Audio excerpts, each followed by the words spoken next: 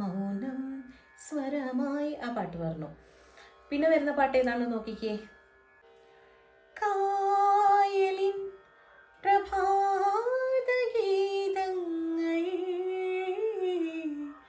കേൾക്കുമീ തുഷാരമേഘങ്ങൾ.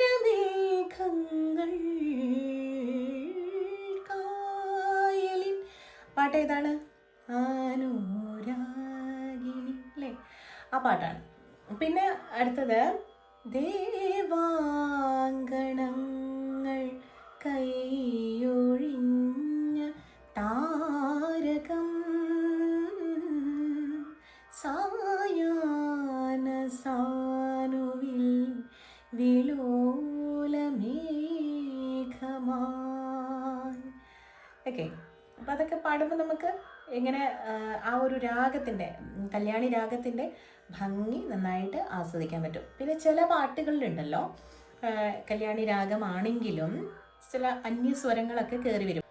Cinema പാട്ടുകൾ നമ്മൾ പാടുന്ന സമയത്ത് അതിനകത്ത് ഇപ്പോൾ ഒരു കല്യാണി രാഗത്തിലാണ് നമ്മളൊരു പാട്ട് ചെയ്തതെന്നുണ്ടെങ്കിലും അതിനകത്ത് അന്യസ്വരങ്ങൾ നമുക്ക് കയറി വരുന്നതായിട്ട് കാണാം.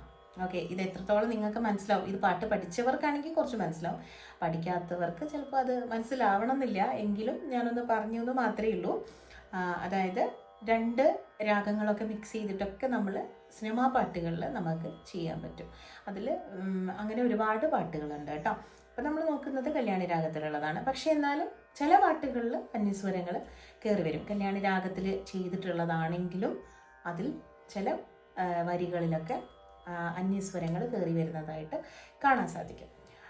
പിന്നെ നമുക്ക് അടുത്ത പാട്ട് ഏതാണെന്ന് നോക്കിക്കേ. ഈ പാട്ട് ഞാൻ ഒരുപാട് വേദികളിൽ പാടിയിട്ടുണ്ട്, നന്നായിട്ട് പാടാൻ സാധിച്ചിട്ടുണ്ട് എന്നുള്ളതാണ് വലിയ സന്തോഷം. അപ്പോൾ ഏതാ നോക്കിക്കേ. തളിരിട്ട കിനാക്കൾ തൻ താമരമാല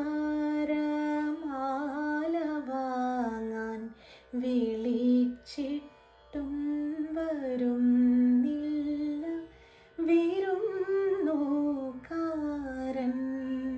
ഈ പാട്ട് ബാബുരാജ് മാഷിൻ്റെ എന്താ പറയുക, അത്രയും ഭംഗിയുള്ളൊരു പാട്ടാണ്. കേൾക്കുമ്പോൾ നമുക്ക് ഭയങ്കര സന്തോഷം തോന്നുന്നൊരു പാട്ട് തന്നെയാണ് ഈ ഒരു പാട്ട്. പിന്നെ നമ്മൾ ഇഷ്ടം എന്ന് പറഞ്ഞൊരു സിനിമയിൽ